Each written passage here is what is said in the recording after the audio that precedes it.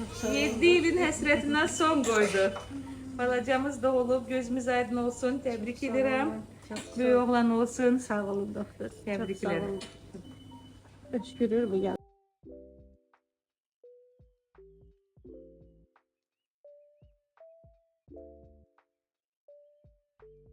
Təbriklər, Allah saxlasın. 3 kilo 152 oğlan. Təbrik edirəm. Böyük Çok sağ oğlan olun olsun. doktor, çok sağ olun. Arzunuza çatdınız. Gözümüz Çok sağ aydın olun. olsun. 7 ilin həsrətindən son.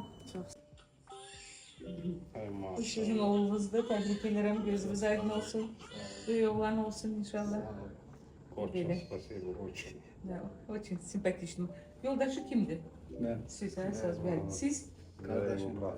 Ha, məncə sizə oxşayır. Bax, biz bir dənə. Kopyasıdır. Bəli. Məncə sizə oxşayır. Tak, yox, bu qızımızındır. Tak, çəkisi 3 kilo 100. Maşallah, hər şey yaxşıdır. Çok teşekkür. Allah razı olsun. Gözümüz aydın olsun, böyük oğlan olsun, sağ olun. 7 yıl Hoş bulduk, kardeşim bəli, yolunu bəli. gözlüyor. Bəli, 7 ildən sonra.